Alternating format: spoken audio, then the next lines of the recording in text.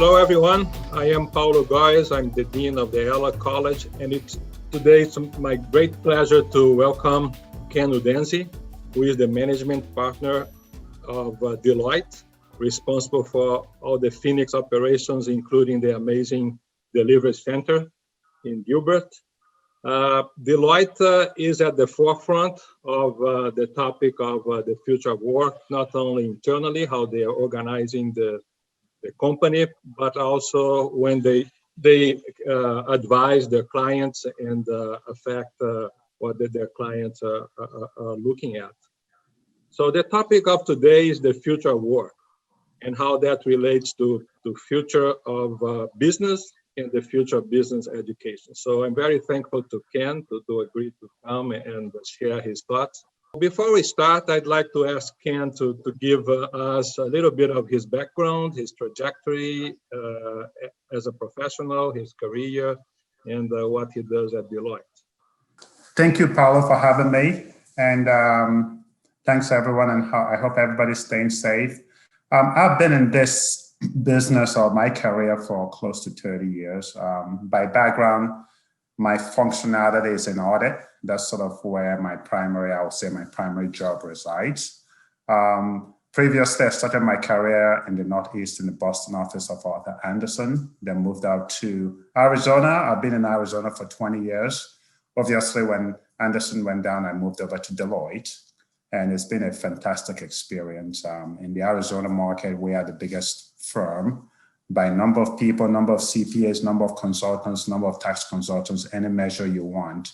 And we continue to find ways to make an impact in the economy, in the community. Obviously, we're a for-profit firm, and we also try to grow our practice, our business, and we look at collaborators like the University of Arizona in terms of a feeder organization for both the Phoenix office and also for the Gilbert Delivery Center. So it's been a good partnership with the university so far.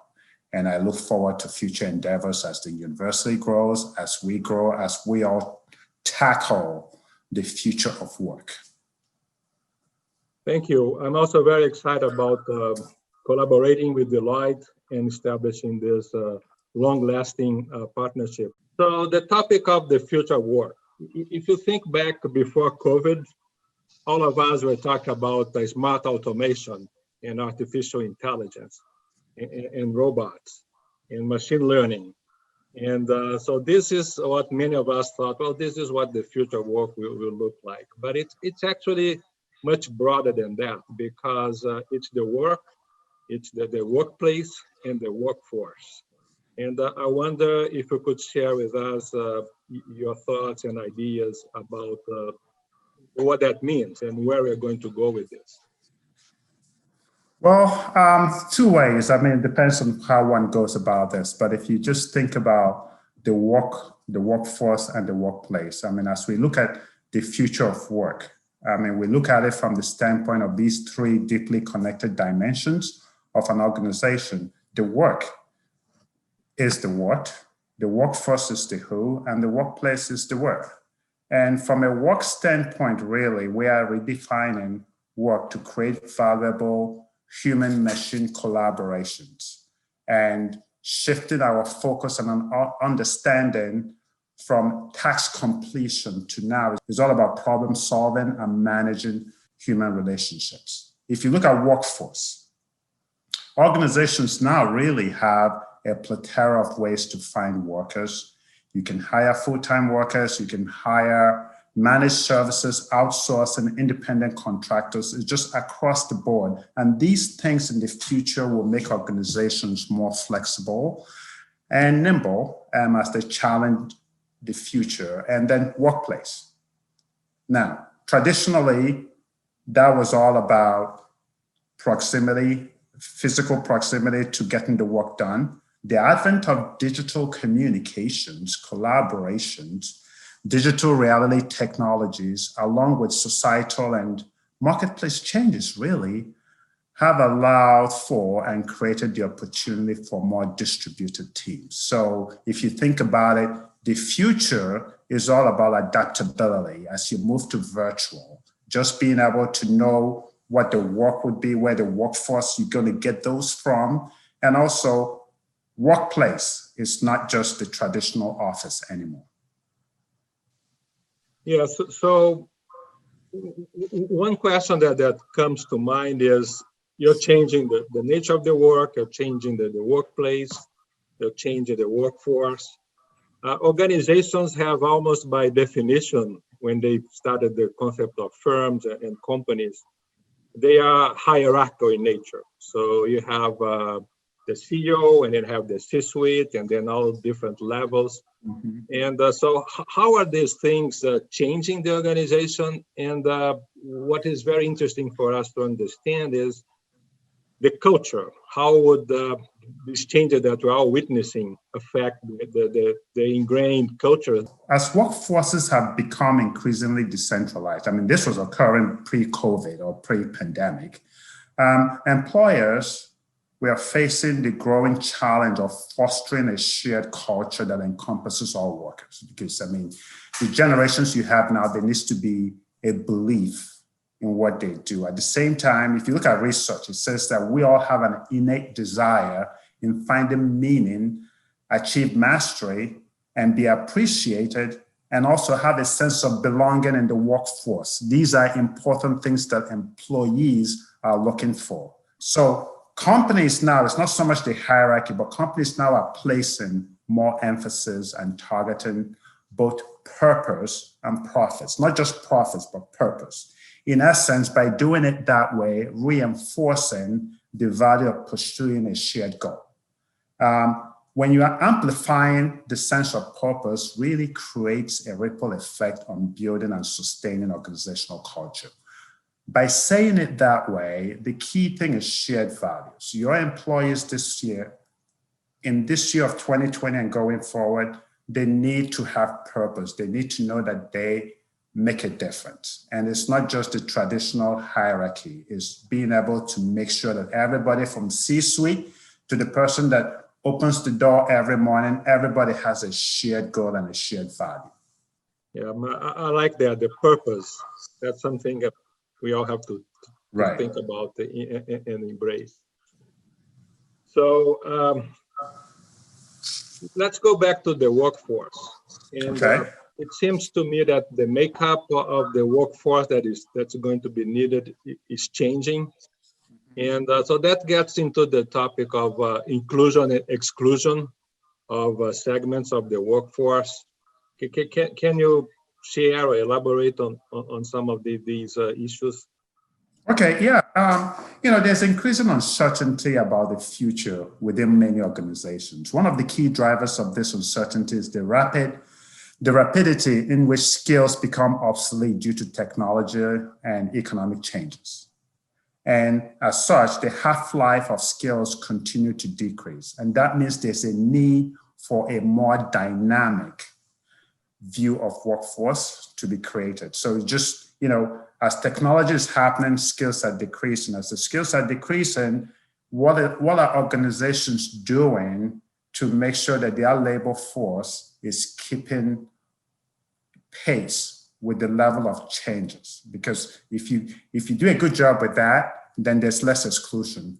Those that don't do that, or even individuals that don't keep up with technology changes, will find themselves being left behind. Another source of the uncertainty is the pace at which the nature and compositions of teams are changing. Organizations are beginning to redesign work by creating technology into teams. Now, you bring in the technology into the teams. As you do it, it gives you more flexibility. But we also need to understand the implications for team members and leaders alike in terms of their skills and development needs. So society is changing, economies are changing, environment is changing. If organizations know that and they continue to make sure that their workforce is adaptable to these changes, that's how you would minimize exclusion from the future of work. You mentioned speed of change. You mentioned that skills can become obsolete very fast. So adaptability is the key. I think about this from the perspective of an educator. We are very Yeah. good at teaching skills. We're very good at teaching concepts. Now, what are the human capabilities or characteristics that will allow the workers to be adaptable and deal with this constant change of needs in the environment? Well, employers now, employers now are placing a high premium on essential human capabilities, which are more enduring and transferable, such as problem-solving skills, empathy, creativity in the workplace. You start to incorporate things like artificial intelligence and robotics to transform manual tasks that we had before. So success depends on increasingly on innovation, entrepreneurship, other forms of creativity such as critical thinking, emotional intelligence, and collaborations. These are soft skills. These are things that are needed more from the human aspect in the future of work, because technology is coming in, artificial intelligence, robotics, and they've taken away the manual tasks that humans would have done in the past. In return, humans, if you want to use that term, just need to have more skills around collaboration, emotional intelligence. Just how do you motivate workforce? How do you basically operate in a very technological-based environment? So those are the human skills that will be needed in the future, actually. Yeah, this is so important for us to really understand and embrace. I think for a business school or for a university, we really have to go more into experiential learning, working on teams, problem solving, and the creativity, entrepreneurship, all these issues.